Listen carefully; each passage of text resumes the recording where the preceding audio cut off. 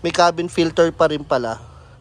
Pero yung cabin filter, dahil naipit na siya doon sa loob ng dashboard, parang one time na lang yung pagkakaano pag i-install. Pagpapalitan mo yung cabin filter, feeling ko, oh Jo, kita nyo yun, diba? Delikado yung ginagawa na yan eh.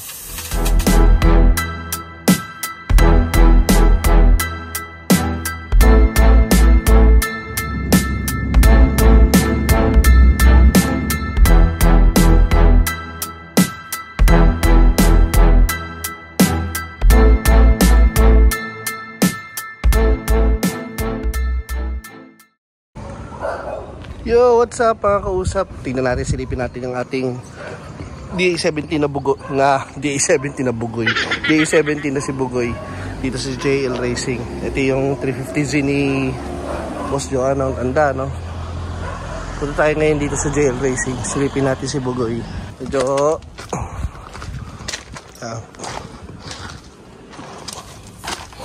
ito, nalinis na nila Joan, no? Tinanggal na yung kalawan. Kawawa talaga. Pangit talaga Jo ng ano, no? Pagkakaduktong nito. Kawawa yung kaha ng auto. Papasadaan mo pa ng dikit to, Jo. Ano, bibildapan? Ito, sinarado na. Nilagyan na ng anti-corrosion. Pero maganda sana kung ma-sprayan ng, ano yan? Ng undercoat sa loob. Kasi meron pa ring hinang sa loob yan eh. Ayan ko kita dito. Ayan o. Ayan, kita pala eh. Ayan o. Ayan ko kung kita nyo. Ayan. So, ayan din. Sinarado na. May anti-corrosion na. Pero ito yung ginagawa nila John ngayon. Tinatanggal yung mga nandito sa firewall. Dati nandun yung hydrovac, yung mga pedal nandyan. Tapos nandito yung aircon blower saka yung evaporator, which is ito. Sabi yung evaporator, ilang tornilyo lang yun? 3 tornilyo lang yung nakadikit. Tornilyo, isang screw. Yung dito, yung duktungan sa high saka low pressure ng pipe ng aircon. Tapos dito yung screw.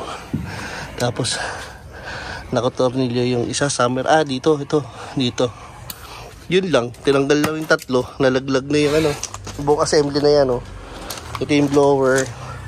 May cabin filter pa rin pala. Pagpapalitan mo yung cabin filter, feeling ko, oh Jo, kita nyo yun, diba? Delikado yung ginagawa na yan eh. Hindi maganda maglaro ng apoy, tama. Bad yun. Ayan, nilalakyan ni Boss Joan yung ano, daanan nung sa rack and pinion, yung steering column. Yan. Later on, i-adjust natin yung sa steering column. Kaya pala maganit yung ikot ng manibela kasi yung cross joint sira. Yung cross joint na nilagay nila Asia Japan surplus. Ito yun, di ba? Ayan o, timutigas o. Ay man lang malaglag. Ayaw o. Lambot. Hindi malambot actually. Tigas ito oh. Oo, tigas man. So titingin tayo ng parang retoke rin to Jo eh. Yung cross joint. Tingnan natin kung mayroong mga katugma dito sa atin yan. Kaya sabi ko sa inyo, pag iniikot ko yung manibela, ang galit nung ikot ng manibela. So, dahil nga yata doon sa cross joint. Pero anyways, makokorek yung cross joint, yung angle ng cross joint, makokorek. So, wala na tayong gagamitin baki-baki. Tama dyan, no? Hindi na tayo gagamit ng baki-baki, no? Kasi pag binadilift natin yung kaha ng auto, may iwan yung subframe sa baba kasama ng rack and pinion. Yung rack and pinion, magkakaroon ng konting halos tutuwid. Halos. Hindi naman katulad nung kanina na nakaganon. Basta pakita ko sa inyo pag ano, naiangat na yung moto. Ibabody lift natin to mga at least 2 inches siguro. Lalagyan ng from do sa subframe saka do sa body ng auto, nilalagyan ng lifter na ganun. Alam niyo yan sa mga nag 4x4, alam niyo yan. Hindi ko lang alam kung ano tawag doon. Paki-comment na lang po sa comment section. Ito isang pinagawa ko. Pinatanggal ko na yung gusto ko, sabi ko, Jok, tanggalin na tong antena. Saka hindi naman ako mahilig magradyo.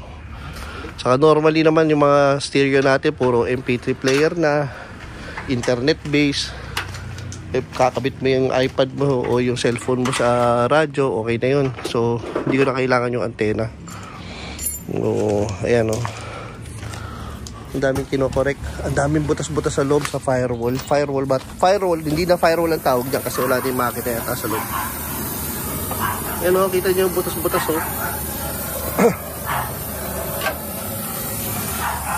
Dahil bulutong. Kitang-kita pala sa cellphone yung mga in-sprayan lang ng puti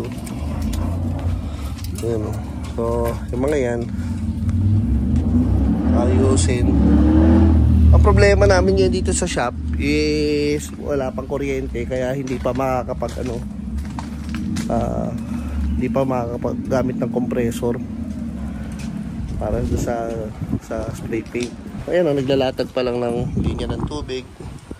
Kabubuo pa lang ng banyo nila. Latag yung linya ng tubig hanggang doon sa labas. Magpoposte pa lang para doon sa metro ng kuryente. So, nasa application pa lang ng kuryente ito sa Meralco saka sa tubig doon sa Manila Water. Yan di ba nakakulay na siya. Naka-anti-corrosion.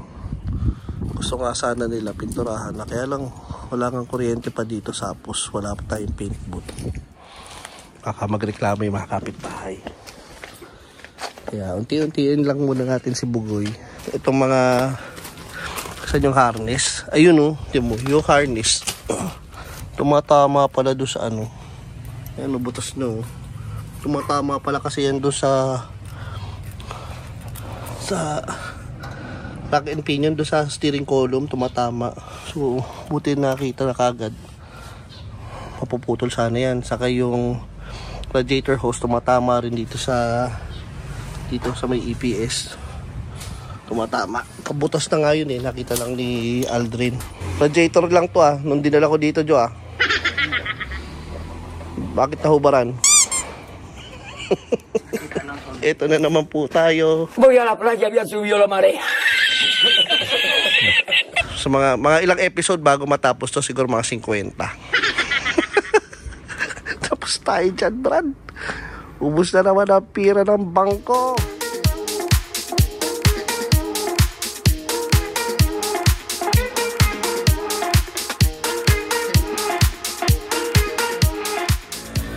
Yun mga kausap, flex ko muna sa inyo kung gaano kagaling gumawa at mag-convert ng right hand drive to left hand drive si Boss Joan Linga dito sa JL Racing. Dito yan sa Lower Antipolo. Isa sa mga project na nasaksihan ko sa kanya nung pag-convert ng right hand drive to left hand drive itong Starlet GT. Ayan. So originally ito Starlet GT na to, naka right hand drive to nung dinala sa amin. Kailangan na i-convert to left hand drive. Ito, nagdala yung may-ari sa amin ng Toyota Tercel na dashboard. Ito raw kasi yung pinakamalapit na pwedeng ikabit na dashboard para dito sa Starlet GT. Kaya lang yung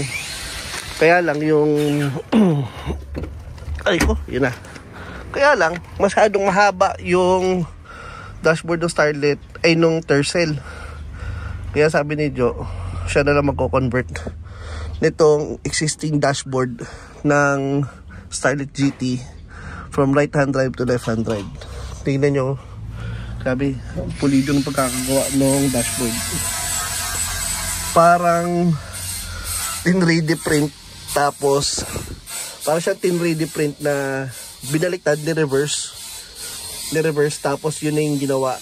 So ayun siya ngayon ang ganda. Maalikabok lang ngayon kasi ayun alikabok pa yan. Maalikabok lang ngayon. Tapos yung finish niya magaspang, yung kala mo yung original. Tapos bumagay doon sa kulay ng sidings. So ang kinagandahan dito, yung dashboard niya, I mean yung gauge niya, yung pa rin yung original na gauge na ginamit sa kanya. Diba? Suabe. yung count ng mileage niya, yung pa rin. Yun nyo. Oh. Ito dapat nandito. So, yun lang hindi nagawa. Dahil yan yung existing. So, yun galing Ang linis pagkakagawa ng dashboard. Kaya nung nakita ko tong ginawa ni Boss Joan na to dito sa Starlet, sabi ko pwedeng niya talagang gawin from left hand drive from right hand drive to left hand drive yung Suzuki Everest, yung mga DE17B natin. Tapos yung harness nito, yung mga harness kinorek niya talaga kasi normally pag nagko-convert yung harness pinipilipit lang. So pinipilipit lang yung harness, yung mga wire ng gauge nilalagay lang doon, tapos yung sa kabila nilalagay lang dito. Siya nire-redo niya talaga yung yung harness para hindi nakapilipit. So yun lamang naman. Hindi ko alam sa ibang builders ng DA17 kung ganun yung ginagawa nila, pero dito sa shop namin sa JL Racing dito sa Lower Antipolo, ganun kami gumawa ng conversion dito sa JL Racing yan, Lower Antipolo. Kung kayo po ay interesado magpa-rebuild ng inyong mga ang inyong mga right hand drive to left hand drive, yung mga DE17 nyo, mga DA project nyo, kung meron kayong ganito Starlet, meron kayong mga ibang auto na dating naka right hand drive at ni left hand drive, at kayo na mo problema sa electrical at sa wiring, pwede nyo pong dalhin dito sa JL Racing. Dito lamang po kami sa Lower Antipolo. Yan. Stig, di ba? Ang ganda pagkagawa ng dashboard, right hand drive dati, ginawa left hand drive. Stig. Pogi. Mga kausap, share ko lang sa inyo. Dito sa bagong shop ni JL Racing, wala pa talagang kuryente, kaya hindi pa kami makapag-spray ng pintura doon sa firewall at doon sa mga kulay green sa sasakyan natin kay Bugoy. Hindi kami makapag-spray paint dahil wala kami compressor, pero nakakapag-grind kami, nakakapag-barena, nakakagamit ng mga impact wrench dahil dito sa mga gamit ito. Ayan. Hindi to sponsored ng Inco, pero paborito namin gamit talaga ni JL Racing itong Inco. Ayan yan lang ang bumubuhay dito sa shop ni JL Racing ngayon, yung mga power tools, yung mga debaterya na power tools ni JL Racing, yung mga debaterya na power tools from Inco. Itong impact wrench ito, grabe to, nakaka-over torque to nakakabali ng tornilyo, sobrang lakas. Kaya sobrang lakas, gano'n siya kalakas. So hindi nyo, kung maliliit na tornilyo yung gagamitan nyo nito, wag, kasi mababali. Huwag kang bibili ng Inco. Kung maliliit na tornilyo lang yung paggagamitan mo, mababali nito itong ganitong kalaking impact. So bili lang kayo ng tama lang, na meron ding mas maliit na version si Inco ng power tools, ng impact wrench, na impact wrench driver. Ano ba tawag dito? Kalimutan ko na tawag. Tapos meron siyang, yung kasalukuyang ginagamit ni Boss Joan is yung from Inco din, yung pang grinder. Yun, nalagay niya ng flap disc para tanggalin linisin yung mga duktungan, yung mga kalawang matanggal, yung mga bukol-bukol ng hinang nung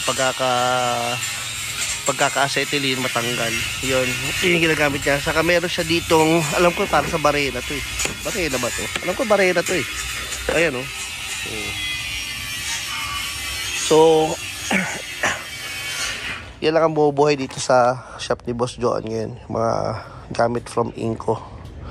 Again, hindi po ito sponsored ng Inco, pero Inco, baka naman kung sakali mapanood mo, baka naman. Dahil walang biro, paboritong gamit namin ni Boss Joan yan. Ako may sarili rin akong set ng Inco sa likod ng kotse. Pero thank you Boss Joan, nakakaingit nga meron ako nito, yung mas maliit na version. Tapos ito wala ako niyan, saka wala ako nun. Pero meron akong power washer ng Inco, nga saka yung blower na di baterya. astig din eh. Yun lang, share ko lang. Maraming salamat, Inko. So yun, ang puputulin na lang itong wiper cowl. Ngayon, pag putol duktong nito, gumagamit si Boss Joan ng panghinang. Wala tayong kuryente. Wala tayong kuryente dito sa shop pa ngayon dahil under ng application pa sa Meralco itong shop. So, wala pa tayong kuryente dito.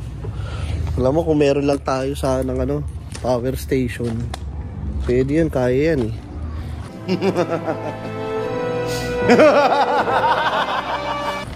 Yung malaki, yung mga, ayun ba? Yung may mga, ano ba yung mga brand na yun? EcoFlow, saka Blue Yeti. Kung meron lang tayong ganun dito sa shop eh, tuloy-tuloy yung project natin. Ewan ko kung mapapansin tayo ng Blue Yeti. Inko, papansinin tayo niyan. Yan Inko, papansinin tayo niyan. Puro Inko gamit natin dito dahil wala tayong kuryente.